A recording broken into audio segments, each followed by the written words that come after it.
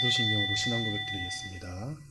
전능하사 천지를 만드신 하나님 아버지를 내가 믿사오며 그 외아들 우리 주 예수 그리스도를 믿사오니 이는 성령으로 잉태하사 동정녀 마리아에게 나시고 본디오 빌라도에게 고난을 받으사 십자가에 못 박혀 죽으시고 장사한 지 사흘 만에 죽은 자 가운데서 다시 살아나시며 하늘에 오르사 전능하신 하나님 우편에 앉아 계시다가 저리로서 산자와 죽은 자를 심판하러 오시리라. 성령을 믿사오며 거룩한 공예와 성도가 서로 교통하는 것과 죄를 사하여 주시는 것과 몸이 다시 사는 것과 영원히 사는 것을 믿사옵나이다. 아멘. 다 함께 찬송가 428장 찬양드리겠습니다. 찬송가 428장입니다.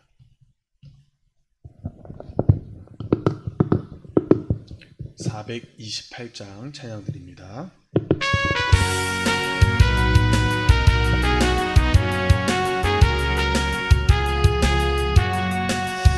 내 영혼에 햇빛 비치니 주 영광 찬란해. 이 세상 어떤 빛보다 이 빛 더 빛나네. 주의 영광 빛는 왕자 내게 비춰 주시옵소서. 그 밝은 얼굴 배울 때 나의 영혼 기쁘다. 내 영혼에 노래 있으니 주 찬양합니다. 주 귀를 기울이시사 다 듣고 계시네. 주의 영광 빛난 왕자 내게 비춰 주시옵소서. 그 밝은 얼굴 배울 때 나의 영혼 기쁘다. 내 영혼의 봄날 되어서 주 함께 하실 때 그 평화 내게 깃들고 주 은혜 꽃 피네. 주의 영광 빛난 왕자 내게 비춰 주시옵소서. 그 밝은 얼굴 배울 때 나의 영혼 기쁘다. 내 영혼에 희락이 있고 큰 소망 넘치네. 주 예수 복을 주시고 또 내려주시네. 주의 영광 빛난 광채 내게 비춰 주시옵소서. 그 밝은 얼굴 배울 때 나의 영혼 기쁘다. 오늘 우리가 함께 나눌 말씀은 시편 118편입니다. 시편 118편 22절부터 29절까지 함께 나누겠습니다. 시편 118편 22절부터 29절까지 구약성경 889쪽 부근에 있습니다. 시편 118편 22절부터 29절까지입니다. 건축자가 버린 돌이 집 모퉁이의 머릿돌이 되었나니 이는 여호와께서 행하신 것이요 우리 눈에 기이한 바로다. 이 날은 여호와께서 정하신 것이라. 이 날에 우리가 즐거워하고 기뻐하리로다. 여호와여 구하옵나니 이제 구원하소서. 여호와여 우리가 구하옵나니 이제 형통하게 하소서. 여호와의 이름으로 오는 자가 복이 있으며 우리가 여호와의 집에서 너희를 축복하였도다. 여호와는 하나님이시라. 그가 우리에게 빛을 비추셨으니 밧줄로 절기 제물을 제단 뿔에 맬지어다. 주는 나의 하나님이시라. 내가 주께 감사하리이다. 주는 나의 하나님이시라. 내가 주를 높이리이다. 여호와께 감사하라. 그는 선하시며 그의 인자하심이 영원함이로다. 아멘.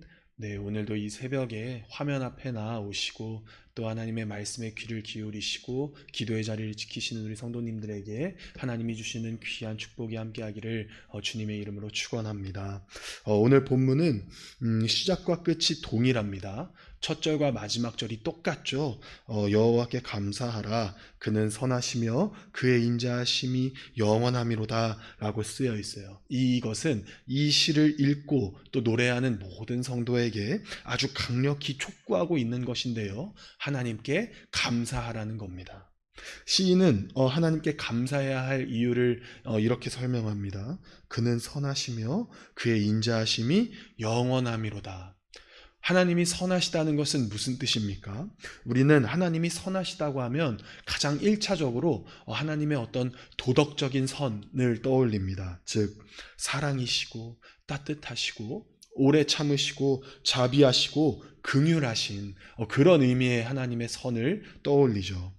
이러한 도덕적인 선이 하나님의 선하심의 한 부분이라는 것은 자명한 사실입니다. 그러나 오늘 본문에 나오는 선하시다 라는 단어가 구약에서 좋다라는 단어로 번역된 토브라는 사실을 우리가 깨닫게 된다면, 발견하게 된다면 그 선하심의 의미가 좀 더 포괄적인 의미라는 것을 우리는 알 수 있죠. 즉 하나님이 선하시다라는 말은 당신의 백성에게 언제나 좋은 것으로 베풀어 주시며 한결같은 선으로 충족시켜 주신다, 그런 분이시다라는 의미입니다. 특별히 시인이 하나님을 찬양할 이유는 정말 많죠. 그러나 그 중에서도 하나님의 선하심을 앞세우는 것은 하나님의 선하심을 깨닫고 인식하는 것이 자발적인 감사와 찬양을 우러나오게 하는 아주 핵심적인 요소이기 때문입니다.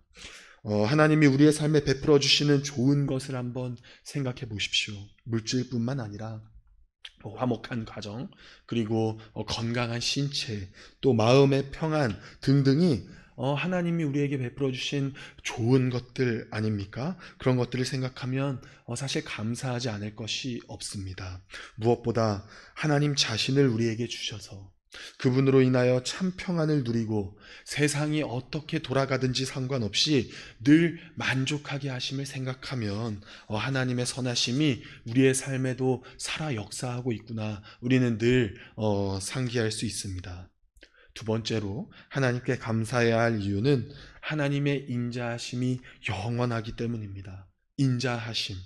이제는 우리가 새벽마다 너무도 익숙하게 들어왔기 때문에 그 단어가 너무너무 익숙한데요. 바로 헤세드, 택하신 백성에 대해서 한결같이 베푸시는 언약적 사랑입니다. 이 사랑은 언약적으로 구속되어 있기 때문에 하나님 당신조차도 이 언약적 사랑을 거스르실 수가 없습니다. 취소할 수 없는 거죠. 그 옛날에 아브라함, 이삭, 야곱, 모세, 다윗, 이스라엘 백성들 전체와 약속하셨던 이 변치 않는 사랑을 배신하실 수 없는 겁니다. 그렇기 때문에 헤세드는 늘 하나님의 확고부동한 사랑을 의미합니다. 따라서 헤세드는 영원하다라는 말과 자주 함께 붙어 다니죠. 하나님은 영원토록 그 확고부동한 사랑으로, 부드러움으로, 친절함으로, 관대함으로 우리를, 당신의 백성들을 대하실 것입니다. 여러분, 하나님의 인자하심이 없다고 상상해 보십시오. 그러면 하나님의 사랑의 언약, 약속이 없어지는 것이기 때문에 더 이상 하나님이 우리를 사랑해 주시고 아껴 주신다라는 보장이 없어지는 겁니다. 이제는 하나님의 공의만 남게 되죠. 그러면 우리는 범죄할 때마다 하나님의 심판이 임할 것을 두려워하며 매일매일을 불안 속에 살아갈 것입니다. 실제로 이슬람이 섬기는 알라가 이런 신입니다. 이슬람의 알라는 두려움의 신이죠. 인간과의 교제도 없고 접근이 불가능합니다. 또한 복종을 강요하고 오직 충성을 요구하는 그런 신입니다. 따라서 무슬림들은 이렇게 예측 불가능하고 인격적인 관계도 없는 두려운 존재를 습관적으로, 그저 종교적으로 찬양하고 경배할 뿐입니다. 그러나 유일한 하나님이시며 진리이신 우리 하나님은 어떻습니까? 그분은 우리와 함께 하시는 임마누엘의 하나님이십니다. 사랑의 하나님이십니다. 우리를 향해 탄식하고 애원하시는 하나님이십니다. 우리의 간구에 친히 응답하시는 그런 하나님이십니다. 이 하나님을 우리가 알고 믿고 사랑하고 섬기고 있으니 우리는 얼마나 행복한 사람들입니까? 그렇기에 우리는 하나님께 감사하며 찬양 올려 드리는 것입니다. 이렇게 하나님께 감사를 촉구한 시인은요, 5절부터 21절까지 자신의 체험에서 우러나오는 간증과 찬양을 드리기 시작합니다. 5절부터 9절까지는 고통 중에 받았던 기도 응답을 떠올리면서 하나님에 대한 신뢰를 간증합니다. 이어서 10절부터 13절까지는 열방과 원수들로부터 구원받았던 것을 떠올리면서 그 구원의 감격을 선언하죠. 나머지 14절부터 21절 역시 시인은 자신의 체험을 근거로 해서 하나님께 감사하고 찬양할 것을 스스로 결단하는 모습을 보여줍니다. 그리고 이어지는 22절부터 우리가 읽었던 22절부터는 시인이 하나님께서 정하신 미래의 날을 내다보면서 찬양하기 시작합니다. 우리는 여기서 아주 익숙한 한 구절을 만날 수 있어요. 22절이죠. 건축자가 버린 돌이 집 모퉁이의 머릿돌이 되었나니. 무슨 뜻입니까? 건축자들이 쓸모없어서 버린 돌처럼 이스라엘이 이방 나라들로부터 멸시받으며 버려질 거라는 겁니다. 그러나 모퉁이돌이 되었다. 모퉁이돌은 무엇이죠? 건물을 지을 때 두 개의 벽이 마주치는 곳에 그 기초를 버티는 그런 돌을 의미합니다. 즉 건물을 이어붙이고 두 방향에서 오는 이 건물의 무게를 지탱해주는 건물에 있어서 아주 핵심적인 돌을 말하죠. 하나님의 은혜로 이스라엘이 이러한 머릿돌과 같은 영광을 얻게 될 것이다 라는 것을 암시하고 계시하는 것입니다. 이 구절이 우리에게 익숙한 이유는요, 신약 성경에서 3명의 인물이 이 구절을 직접 인용하고 있기 때문입니다. 먼저 베드로는 사도행전 4장 11절에서 이 예수는 너희 건축자들의 버린 돌로서 집 모퉁이의 머릿돌이 되었느니라 라고 말합니다. 바울은 에베소서 2장 20절에서 교회가 하나로 지어져 가야 하는 건물이라고 묘사하면서 예수 그리스도께서 이 건물을 바치는 친히 모퉁이돌이 되었다라고 말합니다. 결정적으로 마태복음 21장 42절에서 예수님이 직접 이 구절을 인용하시는데요. 건축자들이 버린 돌이 모퉁이의 머릿돌이 되는데 그게 바로 당신님을 가리키시는 것이라 예수님이 말씀하셨습니다.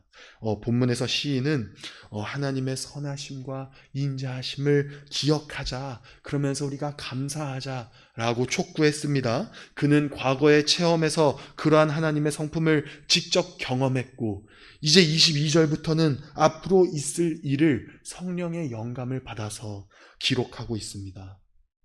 그리고 복을 받은 우리 신약 성도들은 여기서 계시된 건축자가 버린 돌이 집 모퉁이의 머릿돌이 되었나니 의 주인공이 예수 그리스도가 되신다라는 것을 잘 알고 있습니다. 시인은 미처 깨닫지 못했던 기이한 약속이고 언제 올지도 모르는 그런 여호와의 날이었으나 우리는 예수님 안에서 이 말씀이 어떻게 성취되고 완성되었는가 너무도 잘 알고 있습니다. 시인이 노래하는 하나님의 선하심과 인자하심은 우리 구주 예수 그리스도를 통해서 그 의미가 완전히 나타났습니다. 마치 흑백 TV가 컬러 TV로 바뀌는 것처럼 우리에게 아주 선명하게 나타났습니다. 이 땅에 오셔서 사람들의 멸시를 받고 십자가에 끔찍하게 죽으셨으나 3일 만에 부활하사 하나님 나라를 완성하시고 성도의 구원을 이루셨습니다. 그야말로 건축자들의 버린 돌이 집 모퉁이의 머릿돌이 되신 것입니다. 우리는 이 예수 그리스도 안에서 하나님의 선하심과 인자하심을 발견합니다. 가장 좋은 것으로 우리의 삶을 만족시키시는 그 선하신 하나님께서 예수 그리스도를 주셔서 구원을 받고 하나님 나라의 기업을 선물로 받게 하셨습니다. 또한 예수님의 피로 맺은 언약을 하나님께서는 영원토록 기억하실 것입니다. 따라서 그 언약으로 말미암아 사랑과 긍휼과 자비와 인자하심을 우리의 삶에 영원토록 베풀어 주십니다. 좋은 추석 명절입니다. 아주 긴 휴일을 허락하셔서 모처럼 잘 쉬고 또 잘 먹을 수 있게 하신 하나님의 은혜에 감사드립니다. 그러나 이 새벽에 다른 어떤 감사의 내용보다 예수 그리스도 안에서 완성된 하나님의 선하심과 인자하심에 감사하는 시간을 갖기를 바랍니다. 그 은혜를 기억하며 시인과 같이 여호와께 감사하라, 그는 선하시며 그의 인자하심이 영원함이로다 라는 이 고백이 우리 입술에 진실된 마음으로 담기기를 주님의 이름으로 축원합니다. 기도하겠습니다. 사랑의 하나님 아버지, 감사드립니다. 하나님께서 오늘 이 생명과 같은 말씀을 우리에게 허락하여 주셔서 우리로 하나님의 선하심과 인자하심이 예수 그리스도 안에서 어떻게 나타났는가 다시금 깨닫게 해주심을 아버지 감사드립니다. 하나님, 이 좋은 날, 이 좋은 명절을 허락하여 주셔서 우리에게 베푸신 은혜가 얼마나 큰지, 우리에게 주시고 먹이시는 은혜가 얼마나 큰지를 기억하며 감사하며 보냅니다. 그러나 특별히 이 하나님의 선하심과 인자하심이 우리에게서 어떻게 나타났고 얼마나 궁극적인 복이 예수님 안에서 우리에게 주어졌는지 기억하게 하여 주시옵소서. 그리하여 이 새벽에, 이 명절 새벽에 이 하나님의 놀라우신 사랑을 우리가 기억하며 감사를 고백할 수 있는 복된 시간 가질 수 있도록 아버지 인도해 주시옵소서. 명절 기간 동안 가족들과 함께 모처럼 좋은 휴일 보낼 수 있게 하여 주시고 또 하나님의 사랑을 느끼며 하나님의 크신 은혜 가운데 좋은 충전의 시간 보낼 수 있도록 주님 인도해 주시옵소서. 감사합니다. 주님, 예수님의 이름으로 기도드립니다. 아멘. 하늘에 계신 우리 아버지여, 이름이 거룩히 여김을 받으시오며 나라가 임하시오며 뜻이 하늘에서 이루어진 것 같이 땅에서도 이루어지이다. 오늘 우리에게 일용할 양식을 주시옵고 우리가 우리에게 죄 지은 자를 사하여 준 것 같이 우리 죄를 사하여 주시옵고 우리를 시험에 들게 하지 마시옵고 다만 악에서 구하시옵소서. 대개 나라와 권세와 영광이 아버지께 영원히 있사옵나이다. 아멘.